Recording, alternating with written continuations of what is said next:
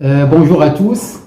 Nous invitons aujourd'hui l'écrivain Sidi Mohamed Ghormli qui a publié sa deuxième édition, Les années de disette, chronique d'une enfance violée.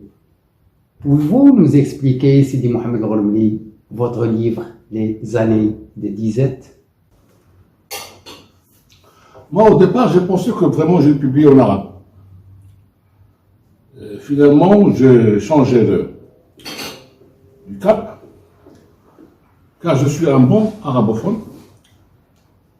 Je ne suis pas un francophone dans le sens de la francophonie. J'étais à Paris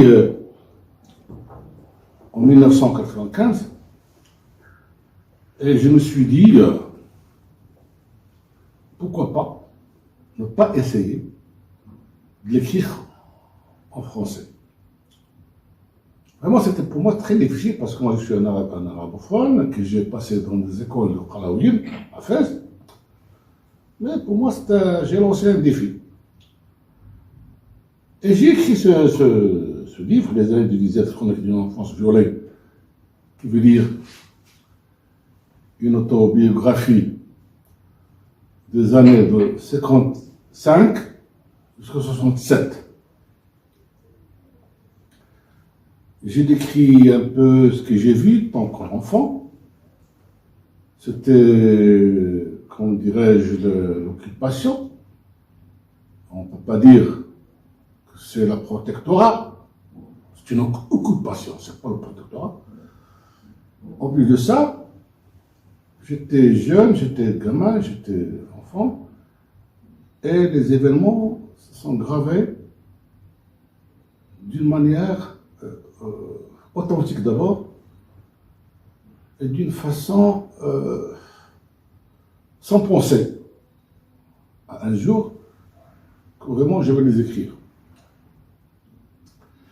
Les ailes de disette que vous voyez ici, c'est vraiment, comment dirais-je, on peut dire, c'est l'histoire vécue. C'est pas vu, c'est vécu. Je ne suis pas un témoin oculaire, mais je suis quelqu'un qui a vécu. J'ai vécu la misère, le viol, les problèmes des autorités. Moi, j'étais au seuil de la décadence de la société pauvre. Et j'ai jamais pensé un jour que je serais là. Que j'ai côtoyé les ministres, soit au Maroc, soit en France, que je vais côtoyer les artistes, les écrivains, Et moi, je veux pleurer, moi je pleure sur le seuil des gens qui ne connaissent pas ce que c'est la liberté enfantine, la liberté de l'enfant, qui veut dire, c'est un livre qui est vraiment très, très, très, très sensible, avec un français très simple. Quand j'ai donné des petites rencontres avec des gens qui me comprennent bien, soit en France, soit ici au Maroc, j'ai pas pu vraiment leur dire pourquoi j'ai écrit ce livre. Ce livre, je l'ai écrit et je l'ai dit pour que je puisse un jour faire un soupir, sentir un peu que je me suis dégagé de beaucoup de choses qui m'ont fait beaucoup de mal quand j'étais enfant.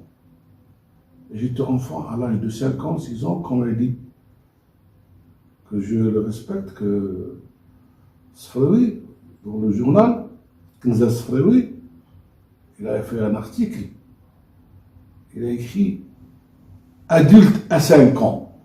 Vous voyez, quand je dis adulte à 5 ans, j'avais 5 ans, mais j'étais adulte, je savais, je voyais les choses, je sentais les choses, mais seulement je ne peux pas répondre, je ne peux pas m'exprimer.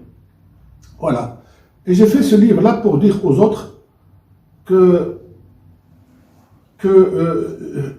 quand tu as envie de la vie, quand tu as envie vraiment supporter tout ce qui est le mal pour un instant, tu rêveras un jour, tu diras, ben voilà, j'ai supporté, j'ai vécu, et j'ai vu. Il ne faut pas jamais laisser tomber les bras. Il ne faut jamais entrer en décadence pour une petite vie. Parce que la vie chez l'enfant, c'est une petite vie. C'est pas la suite de la vie, mais la suite de la vie vient quand on est vraiment jeune, adolescent, c'est là où commence la vie. Et pour dire que non, pas vraiment, il faut avoir garder toujours l'espoir. Alors, sur le plan politique, c'est un livre que je lis dans le temps. Voilà ce qui se passe dans un pays où j'aime, un pays que j'adore, un pays vraiment que mes racines sont là, un pays que vraiment je ne peux pas discuter dans le sens politique, mais vraiment je suis conscient de ce que je dis. Mais j'adore mon pays, j'ai dit ben voilà, seulement parce que ce livre-là, il n'a pas eu le succès, comme il a eu le Hafiz, Ahmed Choukri, qui était grand ami, que je le connais bien. Et j'étais même à Paris, j'ai rencontré, je l'ai lu plusieurs fois à l'Institut du monde arabe, mais j'ai jamais lui dit que vraiment, voilà, je vais publier mon livre parce que je sais que je veux arriver moi-même sans l'intermédiaire de personne. Voilà. Pour